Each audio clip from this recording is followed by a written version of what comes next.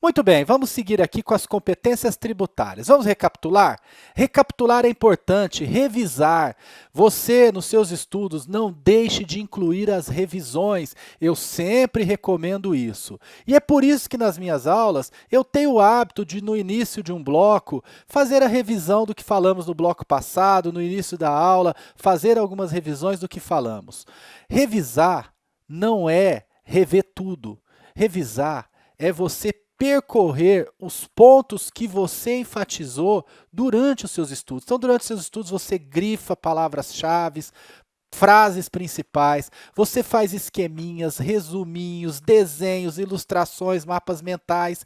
Então, você volta olhando aquilo que você destacou, porque naturalmente você vai rever a matéria. Outros preferem fazer uma leitura dinâmica, que também vai auxiliar. E aí a gente faz a revisão em aula. Então, vamos rever o que vimos no bloco passado, mas sob uma outra ótica. Sob a ótica de você, futuro ocupante de carreira fiscal, futuro servidor público de carreira fiscal, futuro auditor fiscal de município, o futuro fiscal do ICMS, auditor estadual, que é o meu cargo, o futuro auditor da Receita Federal, auditor fiscal da Receita Federal, o analista tributário da Receita Federal. Coloque-se nesse lugar e olhe a competência tributária sob a ótica do cargo que você vai exercer futuramente. Então, sob a ótica do cargo que você vai exercer futuramente, você já sabe que seja você fiscal municipal, seja estadual, seja municipal, você poderá ser responsável pela fiscalização e arrecadação de taxas e contribuições de melhoria. Porque as taxas e contribuições de melhoria são de competência comum dos entes federativos, de todas as pessoas políticas. Por outro lado, se você for prestar concurso para fisco federal, é óbvio que você não fiscalizará todos os impostos, porque os impostos são de competência exclusiva dos entes federativos determinados na Constituição. Se você for prestar um concurso para fisco estadual ou municipal, você não vai atuar na fiscalização do empréstimo compulsório. Por quê? Porque o empréstimo compulsório é um tributo de competência exclusiva da União. Então veja que quando eu olho para as competências que nós chamamos de privativas e tenho que a maioria das contribuições e o empréstimo compulsório são tributos de competência privativa da União, eu vou ver que isso aqui vai interessar muito mais para o auditor fiscal da Receita Federal, para o analista tributário da Receita Federal. Ao passo que, quando eu falo em impostos, os impostos podem ser de competência federal, podem ser de competência estadual, do Distrito Federal e dos municípios. Então, aí vai depender do seu cargo. Eu sou auditor fiscal da Secretaria da Fazenda do Estado de São Paulo. Meu cargo denomina-se agente fiscal de rendas. Eu fiscalizo tributos estaduais. Então, os impostos que estão sob a minha competência de fiscalização, que aí já é uma competência administrativa, não estou falando da competência tributária, esses impostos são os impostos estaduais, ICMS, ITCMD e ITBI. Então, se você for servidor federal, você vai fiscalizar importação e exportação, imposto de renda, IPI, IOF, ITR e o imposto sobre grandes fortunas, caso venha a ser criado, por enquanto eu não o tenho. Se você for meu colega de fisco estadual de qualquer um dos 27 estados e Distrito Federal, você vai fiscalizar IPVA, vai fiscalizar ICMS e o ITCMD. E se for fiscal do município, você vai atuar na arrecadação e fiscalização de IPTU, ITBI e o Imposto sobre Serviços, o ISS. O ITBI tem uma confluência muito grande com o ITCMD, porque ambos são cobrados sobre a transmissão de bens. E aí, às vezes, vem a confusão do examinador em prova, e muita gente cai na confusão do examinador. Então, eu sempre gosto de fazer aqui um quadro comparativo entre, de um lado, o ITCMD e, de outro lado, o ITBI. Então, quanto à competência, o ITCMD é o Imposto de Competência dos Estados. Então, o ITCMD é estadual. Barra do Distrito Federal também. Ao passo que o ITBI é municipal e do Distrito Federal. A distinção também pode dizer respeito aos bens sobre os quais a transmissão será tributada por esses impostos. Então, veja, o ITCMD é sobre quaisquer bens e direitos.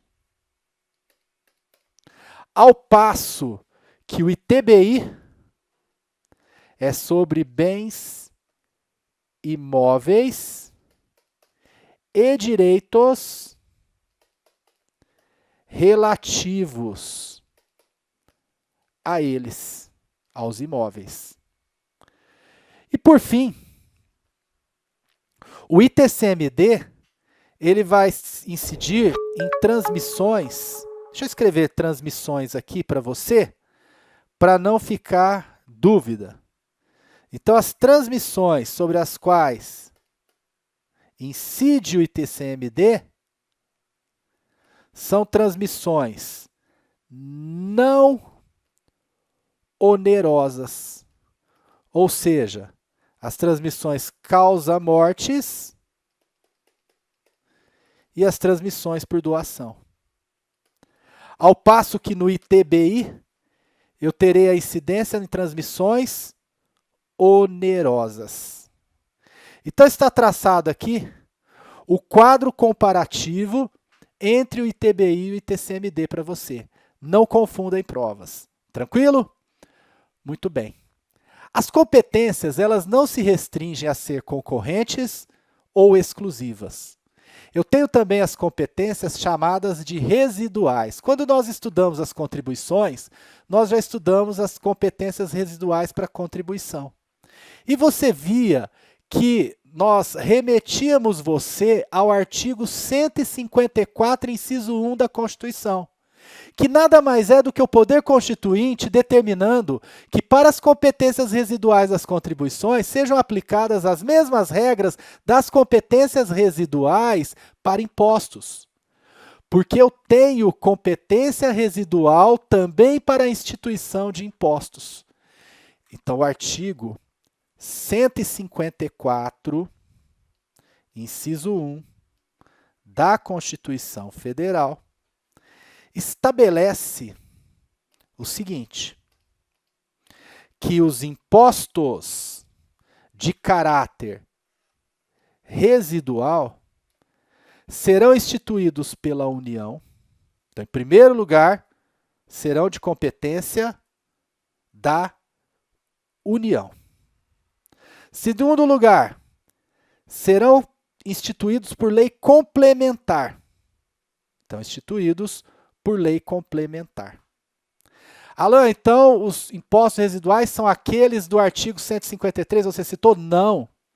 São outros impostos diferentes dos previstos na Constituição. Então, a competência residual está prevista no artigo 154, inciso 1 da Constituição, é uma competência da União. Essa competência da União é para outros impostos, que não aqueles 13 impostos previstos, 7 federais no 153, 3 estaduais no 155 e 3 municipais no 156. Eu estou falando, então, de outros impostos que serão de competência da União, instituídos por lei complementar, que não serão cumulativos, ou seja, sem efeito cascata, deve ser vedado o efeito cascata, tributação cumulativa por diversas etapas de circulação econômica. E também esses impostos deverão ter fato gerador e base de cálculo distintos dos demais impostos discriminados na Constituição. Acompanhe ali na ilustração. A base de cálculo e o fato gerador dos impostos residuais tem que ser diferente dos demais impostos. Então, eu posso ter o imposto residual sobre propriedade de veículos automotor? Perfeito, muito bem. Claro que não posso ter, porque seria um imposto igual a outro que já existe, que é imposto sobre propriedade de veículo automotor já tem o IPVA estadual. Então, a competência da União, eventualmente, para a instituição de um imposto residual, é para um imposto que ainda não está previsto na Constituição. E para isso, repito, só a União pode instituir, tem que ter lei complementar, a base de cálculo também tem que ser diferente e não pode ser cumulativo. Com isso, eu fecho a competência residual da União para impostos. Mas a competência residual não é só para impostos.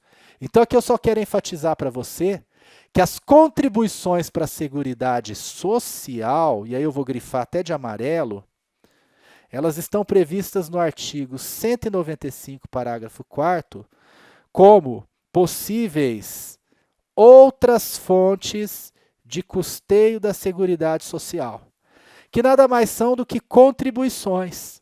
As contribuições residuais permitidas com competência prevista nesse 195, parágrafo 4º, elas devem seguir competência da União, exigência de lei complementar, não cumulatividade e fato gerador e base de cálculo diferentes das demais contribuições. Por que isso? Porque o artigo 195, parágrafo 4º, remete às mesmas regras do 154, inciso 1. Então, volta tudo aqui. Depende tanto a contribuição quanto o imposto residual. Na sua competência residual depende de exercício da competência pela União, lei complementar, não cumulatividade, não tem efeito cascata, e base de cálculo e fato gerador diferente. No caso dos impostos, diferente dos demais impostos previstos na Constituição. No caso das contribuições, diferentes, tanto base de cálculo quanto fato gerador, das demais contribuições previstas na Constituição Federal. E aqui eu estou falando apenas de contribuições residuais para a Seguridade Social. Outras fontes de custeio da Seguridade Social. Ainda por fim, temos a chamada competência extraordinária. No Brasil não tem guerra desde a Guerra do Paraguai. Essa competência extraordinária, ela está prevista no inciso 2 do 154 e é para guerra externa ou sua iminência. Então, se nós tivermos a iminência de entrar numa guerra, de uma declaração de guerra, eu terei a possibilidade, a competência constitucional conferida à União para a instituição de um imposto extraordinário de guerra. Não é necessário que o Brasil declare guerra a ninguém. Basta haver uma guerra iminente. Havendo guerra iminente, nós poderemos ter a instituição desse imposto. O imposto extraordinário de guerra está previsto no 154, inciso 2 da Constituição, e a competência, mais uma vez, é privativa da União. Então, a União que exerce a chamada competência extraordinária. Artigo 154, desculpa que faltou um algarismo romano, inciso 2 da Constituição. Veja que aqui é lei ordinária, diferente da competência residual. Então, a competência da União vai ser exercida por lei ordinária. E na competência residual, lei complementar. Isso aqui é pegadinha tradicional de prova, banca examinadora sempre faz. A banca examinadora vem e diz que a instituição de impostos residuais, impostos de competência extraordinária da União, depende de lei complementar. Quando a lei complementar é apenas para a competência residual, para a competência extraordinária, não estabelece-se na Constituição a exigência de lei complementar. Logo, qual a lei que instituirá imposto extraordinário de guerra? Perfeito, lei ordinária. Então, o imposto extraordinário de guerra, que é o imposto relacionado a essa competência extraordinária, será cobrado no caso de guerra externa ou iminência de guerra externa. Então, são chamados de impostos extraordinários de guerra. Uma característica importante desses impostos é que eles são impostos que são criados excepcionalmente com o produto da arrecadação vinculado à sua instituição. Então, o imposto extraordinário de guerra, ele é instituído pela União para fazer frente a despesas da guerra. Já tem o empréstimo compulsório em caso de guerra, mas além do empréstimo compulsório, esse dependente sim de lei complementar, eu tenho a possibilidade do imposto extraordinário de guerra. Então, o imposto extraordinário de guerra, ele será suprimido conforme nós tivermos a cessação da causa da sua instituição, ou seja, conforme tivermos a cessação da guerra. Encerrada a guerra, não tem mais razão de ser aquele imposto. Então, gradativamente o imposto extraordinário de guerra vai ser suprimido. Então, a competência extraordinária para imposto de guerra enseja a instituição de impostos extraordinários a serem suprimidos gradativamente quando cessadas as causas de sua criação. Para você entender direitinho, está aqui. Imposto extraordinário, competência extraordinária em razão da guerra. Na linha do tempo, se houver a declaração de guerra ou a iminência de guerra, eu posso ter a instituição desse imposto. Mas quando vier a paz, na sequência da linha do tempo, eu terei a gradativa cessação da cobrança desses impostos. Eles gradativamente serão cessados. Importante dizer que esse imposto extraordinário de guerra é um imposto que tem uma segunda característica diferente. A primeira eu falei que é um imposto que é criado para uma despesa específica, despesa de guerra. Mas a segunda característica desse imposto de competência extraordinária é que ele poderá ser criado com bases de cálculos e fatos geradores que não sejam residuais, ou seja, inéditos, e que não sejam de competência da União. Veja que o imposto extraordinário, de acordo com o artigo 154, inciso 2, pode abranger impostos compreendidos ou não na competência tributária da União. Significa dizer que o imposto extraordinário de guerra poderá estar compreendido na competência tributária dos estados, do Distrito Federal, ou na competência tributária dos municípios, do Distrito Federal. Eu estou falando que o imposto extraordinário de guerra pode ser um IPVA. Pode ser um segundo IPVA. Além do IPVA municipal, eu posso passar a ter um IPVA de guerra. O imposto extraordinário de guerra pode ser cobrado sobre a propriedade de veículos automotores. Aí eu tenho o IPVA estadual e o IPVA federal. Claro que não vai chamar IPVA, vai ser imposto extraordinário de guerra decorrente da competência extraordinária. Isso aqui é muito importante, porque isso aqui é o que é mais cobrado em prova a respeito do imposto extraordinário de guerra. Em provas bem elaboradas, o examinador vai trazer a afirmação de que o imposto extraordinário de guerra poderá compreender fatos geradores que estejam inseridos na competência tributária do município. E muita gente pela lógica geral da competência, vai dizer que está errado, quando não está errado. Perfeito? Então ficou claro para você? Muito bom. Meus amigos, agora nós podemos tratar de características gerais da competência tributária. A competência tributária é estudada na doutrina segundo várias características. Eu gosto de focar o estudo em 5 características que são as mais cobradas em concursos públicos. Então, as 5 características são essas que você vai ver na telinha agora.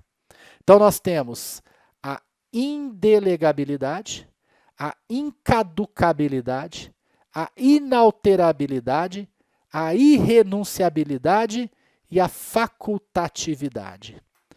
Vamos ver uma por uma dessas características. É claro que há algumas que são mais cobradas em provas, até porque estão muito claras no Código Tributário Nacional. Agora, nós vamos deixar um pouquinho de lado a exclusividade do estudo do capítulo constitucional do Sistema Tributário Nacional e vamos, dizer assim, transbordar o estudo do tema competência para regras sobre competência do CTN. E a partir dessas regras do CTN é que eu extraio algumas dessas características da competência tributária e outras características são advindas da própria sistemática constitucional do próprio Sistema Tributário Nacional.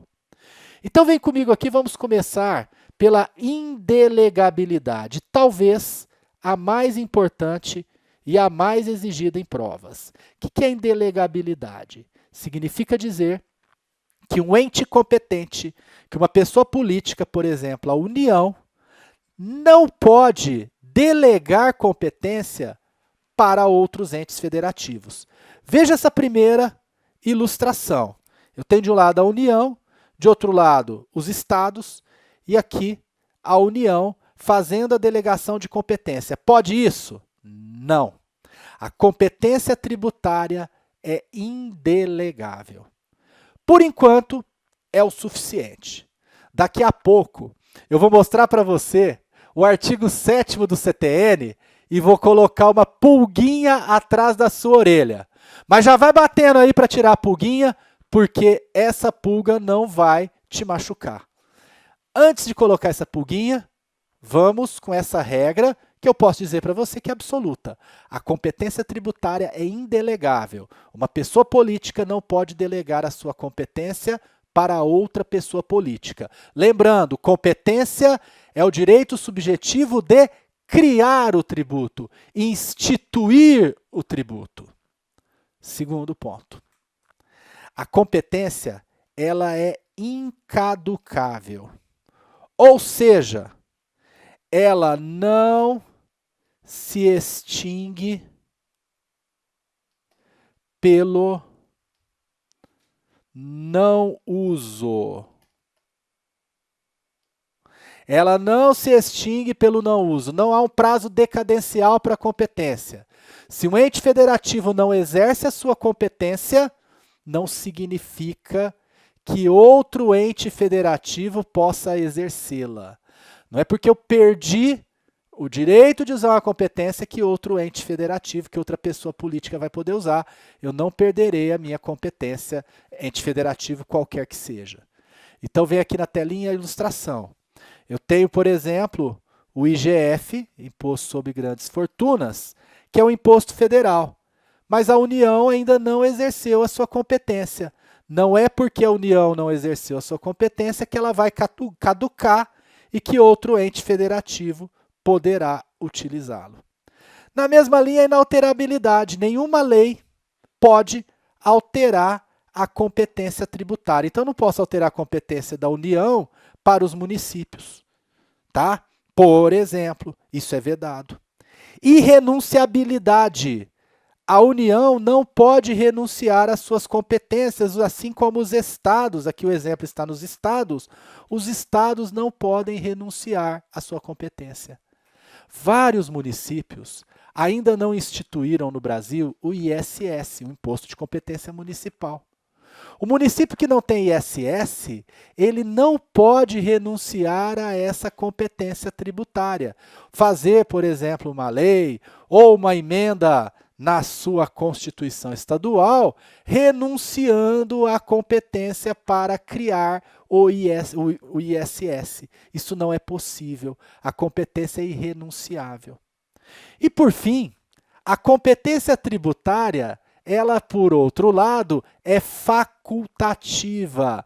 Nenhuma pessoa política é obrigada a usar a competência tributária. Então, eu tenho aqui a facultatividade da competência tributária. Ela pode tanto, como eu não posso renunciar, exemplo anterior, da mesma forma, por outro lado, a pessoa política pode tanto utilizar a competência quanto não utilizá-la. Essa competência é facultativa. Alan, mas está confuso. Pois não, vamos lá, a sua pergunta aí com a nossa telepatia profética. Por que que ela está falando que achou confuso? Porque de um lado eu falo, ó, não pode renunciar, e do outro lado eu falo que é facultativo. Perfeito. Facultativa a utilização. Então está lá a faculdade para a União instituir o imposto sobre grandes fortunas. A faculdade vai existir para sempre. Não pode a União chegar e dizer, ó, como não instituiu até hoje, vamos fazer aí uma norma estabelecendo a renúncia a essa competência. Agora a União não pode mais criar o imposto sobre grandes fortunas. Claro que isso não é possível. Então eu não posso renunciar, mas existe a facultatividade de se utilizar a competência tributária, conforme já mostramos para você vários exemplos ao longo da aula. O artigo 8º do Código Tributário Nacional, ele nos dá pistas dessas características. Veja, o não exercício da competência tributária não a defere a pessoa jurídica de direito público diversa daquela a que a tenha a Constituição atribuído. Então, veja, essa regra do artigo 8º nos traz todas as características praticamente na alma da norma. O não exercício da competência, olha só, não está dizendo que é vedado não exercer a competência. A facultatividade já está clara. A Lei Complementar Nacional, o Código Tributário Nacional tem natureza de lei complementar, de norma geral, ela reconhece a possibilidade de não se usar da competência tributária. Então, ali eu tenho já a facultatividade. Por outro lado, a não utilização não transfere para outra pessoa. Então, aí já vem a inalterabilidade e vem a incaducabilidade. Não é porque usou que vai perder e que isso vai alterar para outra pessoa política. Então, o artigo 8º é um dispositivo do CTN do qual nós extraímos a essência de várias dessas características da competência tributária. Agora, quando eu vou ao artigo 7º da Constituição, eu vou tratar especificamente da indelegabilidade. Então, a competência tributária, ela é indelegável. E no artigo 7º do Código Tributário Nacional, eu tenho isso expresso. A competência tributária é indelegável. Então, a indelegabilidade, ela está expressa, explícita no texto do CTN. Porém, existe um complemento nesse artigo 7º do CTN que pode causar uma dúvida no mais desavisado. Olha só, a competência é indelegável, salvo as funções de arrecadar ou fiscalizar os tributos. Opa! A competência é indelegável, mas a função de arrecadar e fiscalizar é delegável, porque ela está ressalvada. Então, a competência não é tão indelegável assim? Eis a pergunta que você está me fazendo. Não, a competência tributária é totalmente indelegável. Eu estou dizendo que a função de arrecadar e fiscalizar que está ressalvada. Mas espera lá, competência tributária eu já conceituei, não conceituei? E o que eu disse que era competência tributária? Aí, perfeito! Eu disse que competência tributária era o direito subjetivo da pessoa política instituir o tributo, criar o tributo. Então, quando eu falo no artigo 7º que a competência tributária é indelegável, eu estou falando da competência para criar o tributo, para instituir o tributo. E o que eu estou falando que pode ser ressalvado, ou seja, esse salvo aqui é o que pode delegar, eu estou falando das funções de arrecadar ou de fiscalizar. Isso aqui é instituir e criar tributos? Não. Isso aqui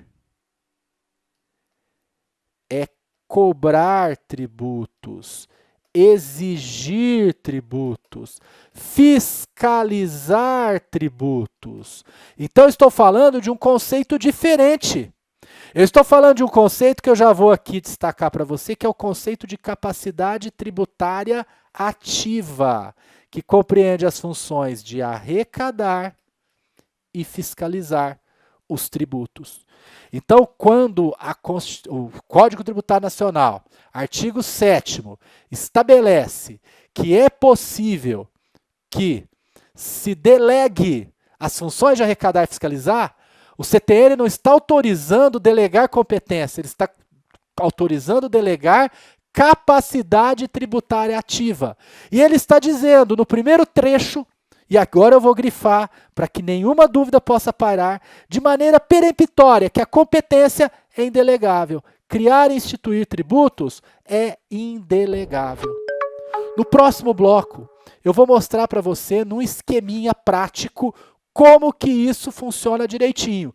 Competência, capacidade tributária ativa. As diferenças entre ambas e também qual delas pode delegar e qual não pode delegar. Você já viu aqui, mas a gente vai construir esse raciocínio de uma forma mais objetiva, a forma que você tem que levar para as suas provas.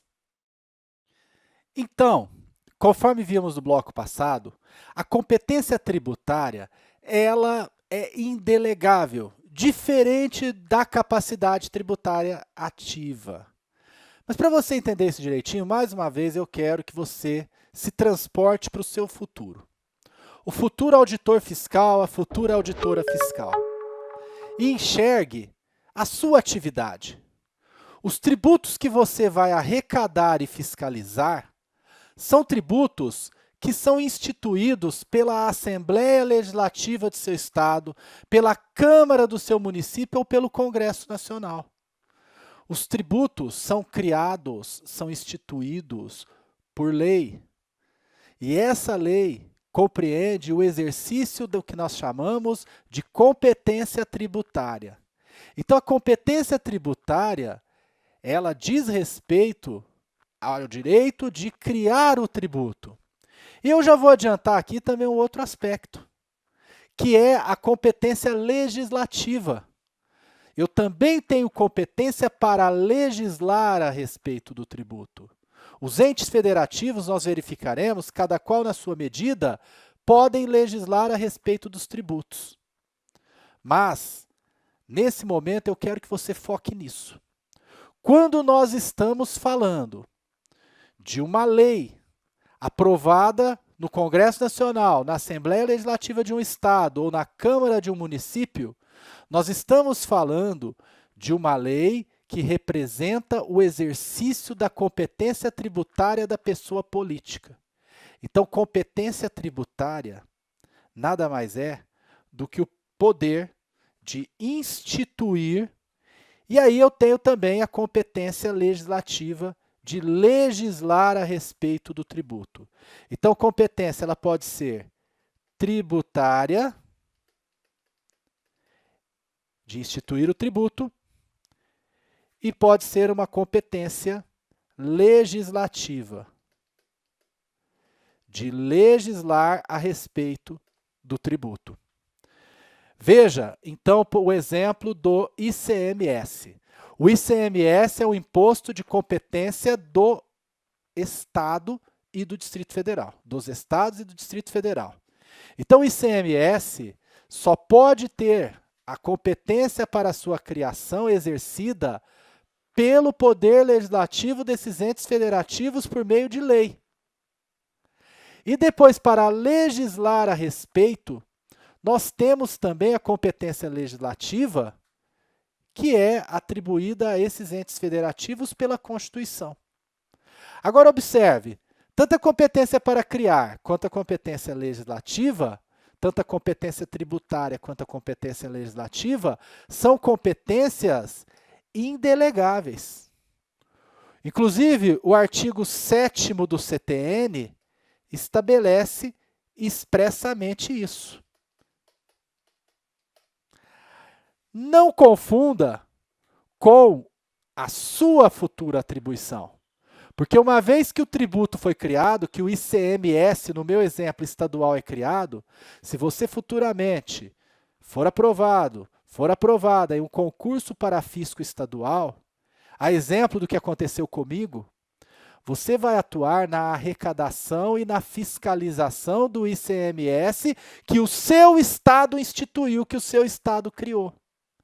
Então você observa que nós temos aqui a figura da capacidade tributária ativa, que é a capacidade que o ente federativo, por meio de seus agentes, possui de arrecadar e fiscalizar os tributos.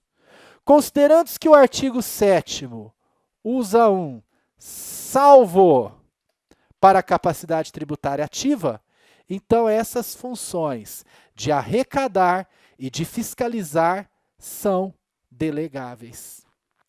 Agora vem a grande pergunta que não quer calar. Competência tributária e competência legislativa indelegáveis. Capacidade tributária ativa, a atividade do auditor fiscal.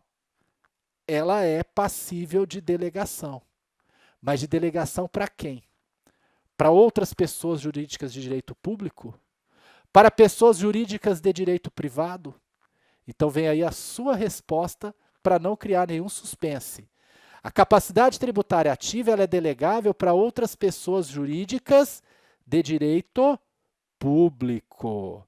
Veja aqui, o artigo 7º, eu volto aqui para o marca-texto, diz que essa competência de arrecadar é indelegável e que as funções de arrecadar e fiscalizar podem ser conferidas por uma pessoa jurídica de direito público a outra. Então veja que a delegação é de pessoa jurídica de direito público para pessoa jurídica de direito público. Eu tenho até uma hipótese expressamente prevista na Constituição, que é a possibilidade do município assumir a arrecadação e fiscalização do ITR. Observe o seguinte, como funciona o Imposto Territorial Rural, só para você entender. O Imposto Territorial Rural, eu vou deixar aqui para você. O ITR, ele é de competência da União. Mas a sua receita, ela é 50% da União e 50% do município. É permitido, de acordo com a Constituição, que o município fique com 100% dessa receita, ao invés de 50%. Para que o município fique com 100% dessa receita, deve haver um convênio, aí já é previsto em lei, com à Receita Federal. E esse convênio nada mais é do que uma delegação das funções de arrecadar e fiscalizar. Para ficar com 100% da receita do ITR, o município ele tem que concordar em assumir a arrecadação e fiscalização do imposto. E aí um convênio em que a União transfere para o município a arrecadação e fiscalização do ITR. Essa transferência de fiscalização e arrecadação tem natureza de delegação. De competência tributária? Não. Quem criou o ITR, quem instituiu o ITR por lei federal? A União. A competência tributária foi exercida. A União está apenas abrindo mão de arrecadar e fiscalizar o imposto, de ficar com a sua arrecadação de 50% desse imposto e está passando para o município as funções de arrecadar e fiscalizar, bem como a totalidade da receita do imposto. Perfeito? Então aqui eu tenho um exemplo típico de delegação de competência tributária de uma pessoa jurídica de direito público, União, para outra pessoa jurídica de direito público, no caso, o município. Aí, você ouviu que eu disse um ato falho?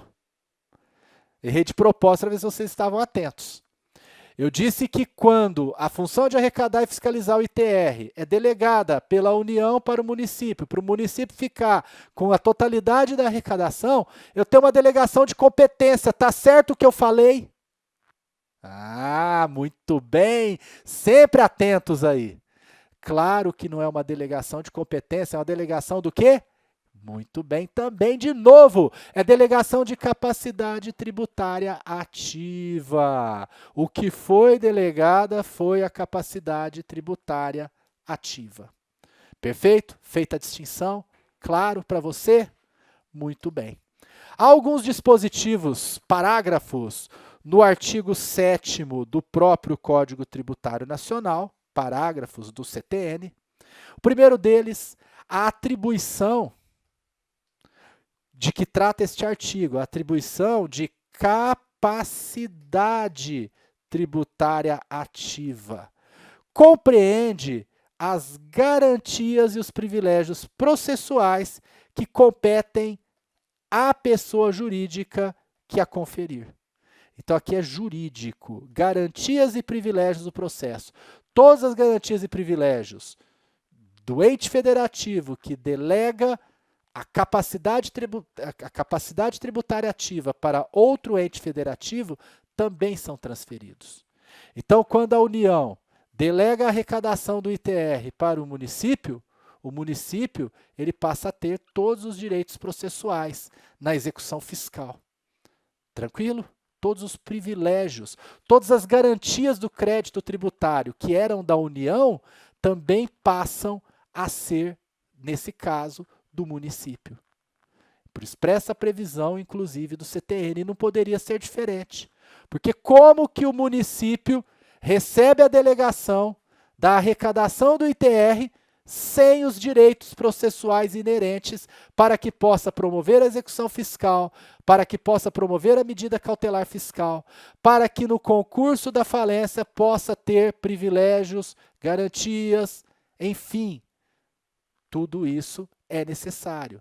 E é por isso que o legislador expressamente estabeleceu.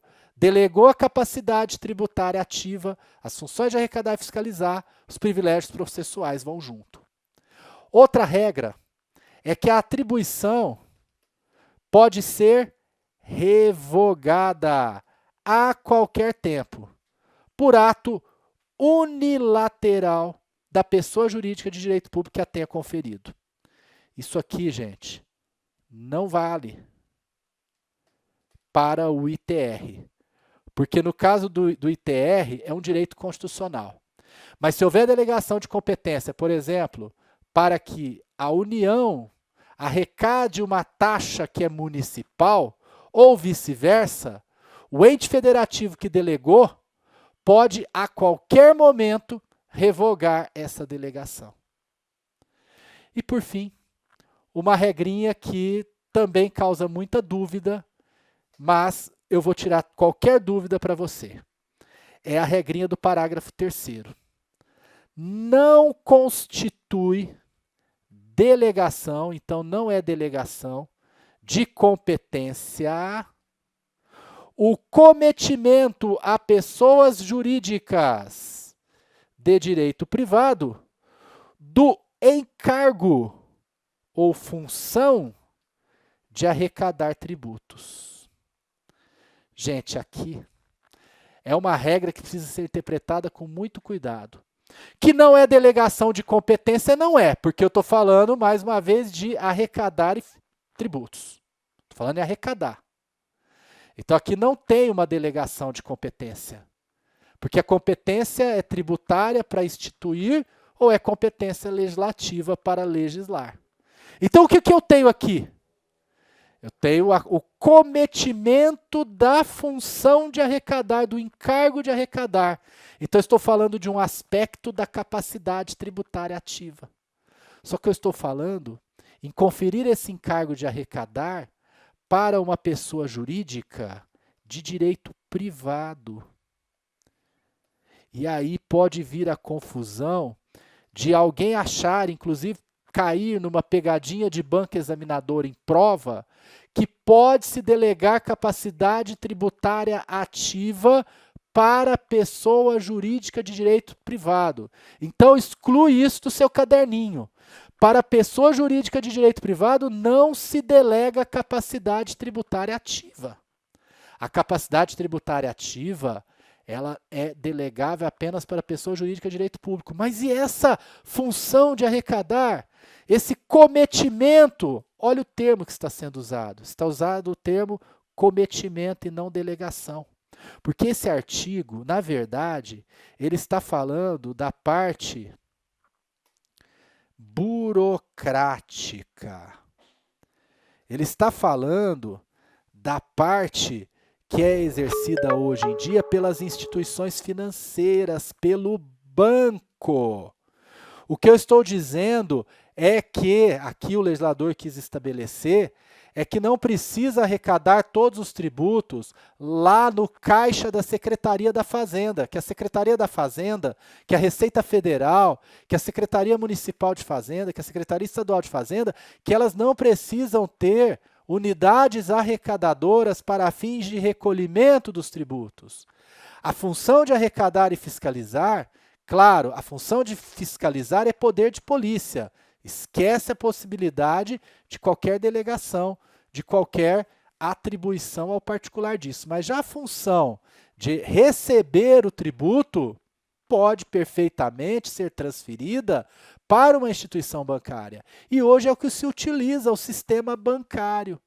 Então aqui, esse parágrafo 3º, na prática, só está estabelecendo que os tributos podem ser arrecadados pelo sistema bancário, por pessoas jurídicas de direito privado que recebam o pagamento do tributo e repassem para os cofres públicos. Nada mais do que isso. A capacidade tributária ativa continua apenas com pessoas jurídicas de direito público. A função de arrecadar e fiscalizar é das pessoas jurídicas de direito público. Só o procedimento de arrecadação, a burocracia, o procedimento é que pode ser cometido. Veja que o legislador nem usou o termo delegado. Ele usou o termo cometido, para deixar claro que é só isso. Nada mais do que isso que pode ser cometido a pessoas jurídicas de direito privado, no caso aqui, sobretudo, os bancos. E é nos bancos que todos nós pagamos os nossos tributos. Ainda no campo da competência tributária, eu gostaria de trazer novos conceitos para você. Um deles eu já adiantei. É a competência legislativa. Veja, eu tenho aqui o direito subjetivo atribuído às pessoas políticas para instituição de tributos. Isso aqui é o que nós chamamos de competência tributária. Mas eu posso falar num novo conceito, que é a competência plena. A competência plena compreende não só instituir o tributo, mas também legislar a respeito do tributo. Essa competência de instituir é o que eu chamo de competência tributária. E a competência de legislar a respeito, eu chamo de competência legislativa. A competência legislativa já vai se referir a todos os aspectos da tributação. E não é apenas por meio de lei. A competência tributária depende necessariamente de lei. Lei somente. Por quê? Princípio da legalidade tributária. É vedado à União, Estados, Distrito Federal e municípios instituir ou aumentar tributos sem que lei o estabeleça. Princípio da legalidade. Só a lei pode instituir um tributo. Agora, quando eu falo em legislação a respeito do tributo, aí a gente pode começar a pensar nas demais normas que estão estabelecidas no Código Tributário Nacional, artigo 96. Entre essas normas também estão as leis. Veja que essa competência legislativa está definida no artigo 24 da Constituição Federal. O artigo 24 da Constituição Federal, aparentemente, só daria competência legislativa em matéria tributária à União. Compete à União, aos Estados e ao Distrito Federal legislar concorrentemente sobre direito tributário, financeiro, penitenciário, econômico e urbanístico. É claro que nos interessa o direito tributário. Então veja que a Constituição Federal deu competência concorrente para a União, para estados e para Distrito Federal legislar a respeito de tributos. Então, cadê os municípios? Onde estão os municípios? Daqui a pouquinho eu chego nos municípios. O artigo 24 prossegue. No âmbito da legislação concorrente, então quando eu estou falando nessa legislação concorrente, todos podem legislar, a competência da União limitar-se-á a normas gerais. Então naquilo que concorrem, a União vai estabelecer normas gerais a respeito dos tributos. Essa é a competência, portanto, da União para normas gerais. Normas gerais, normas que se aplicam a todos os entes federativos. O Código Tributário Nacional é o grande diploma das normas gerais. Agora, a competência da União sobre normas gerais, então, a competência da União não exclui a competência suplementar dos estados. E aqui vale para o Distrito Federal também. Então, a União estabelece normas gerais, mas os estados têm competência suplementar, ou seja, onde a União não legisla, entra a legislação dos estados. Para você entender isso direitinho. Eu tenho aqui a União, os estados e o Distrito Federal. Eles têm a chamada competência concorrente. Para a União, cabe legislar sobre normas gerais.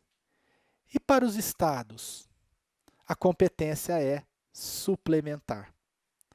Vou dar um exemplo. IPVA.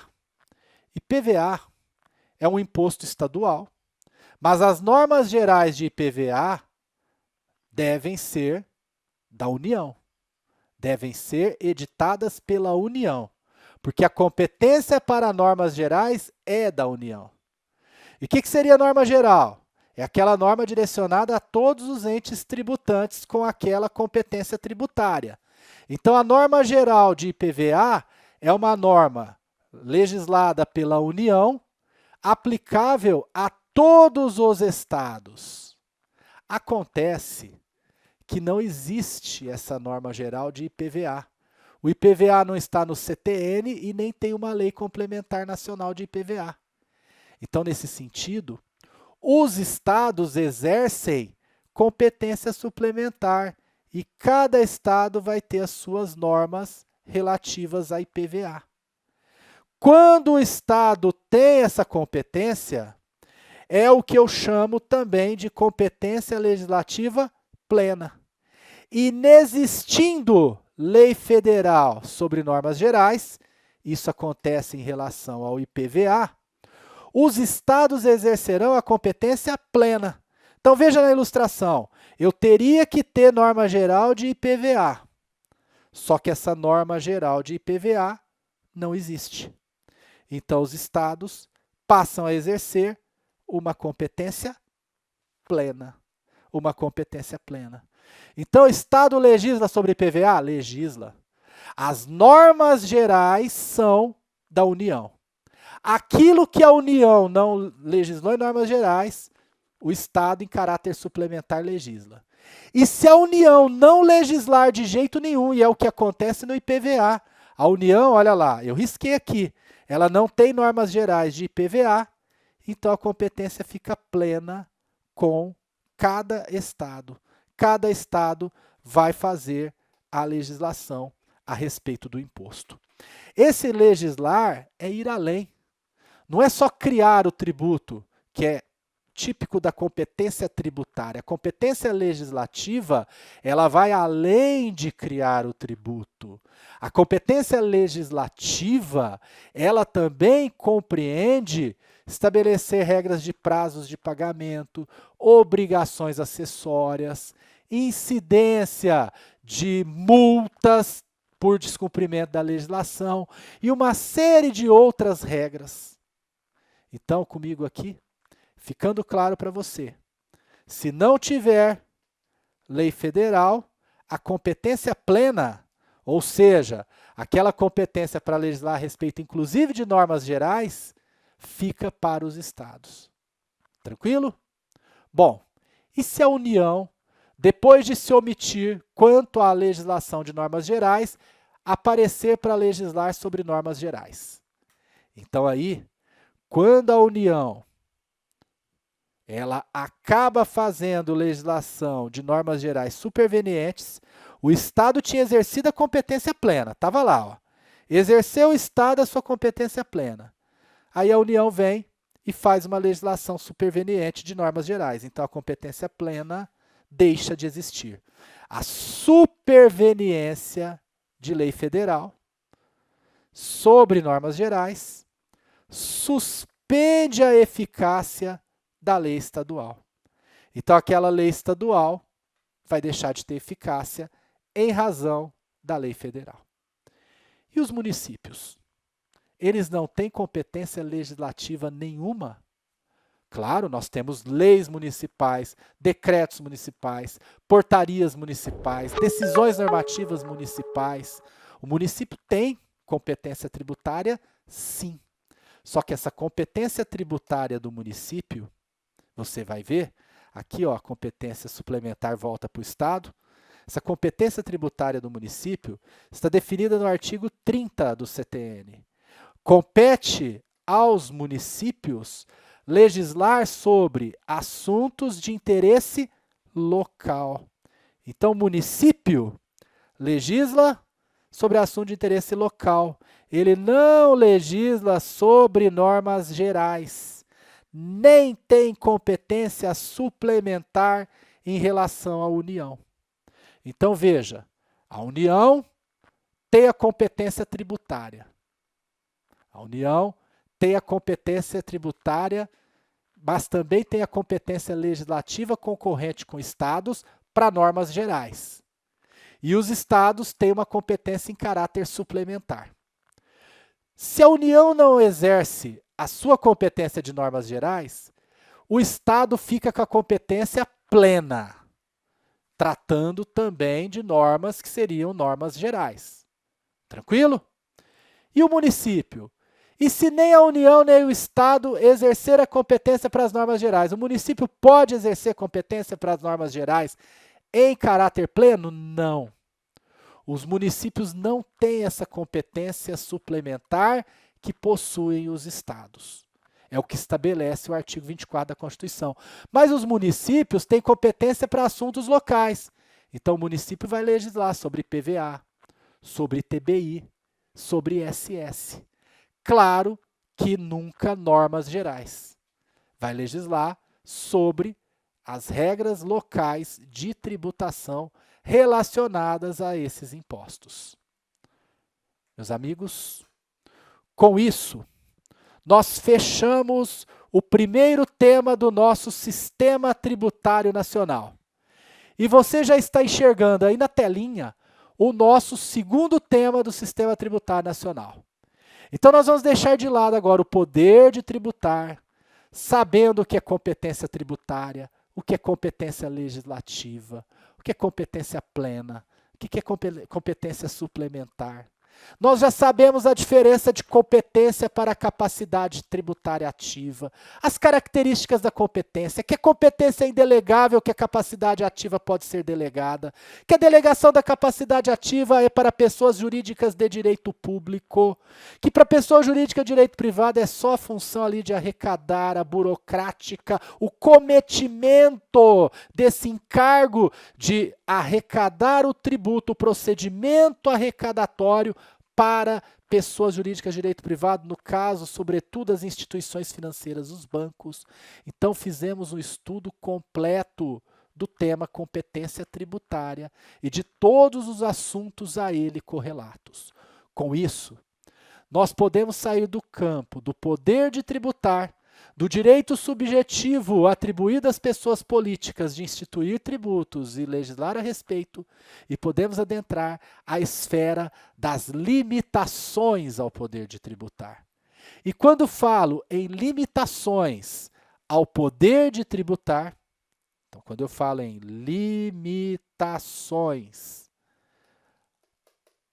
ao poder de tributar, que são limitações da competência tributária, eu falo das imunidades tributárias e eu estou tratando também dos princípios constitucionais tributários. Princípios constitucionais tributários é o tema do seu materialzinho da aula 3. Então, até agora eu estava trabalhando com o material 1, material 2. Terminamos esses materiais agora. Nesse instante, o seu estudo passa a ser baseado no material 3.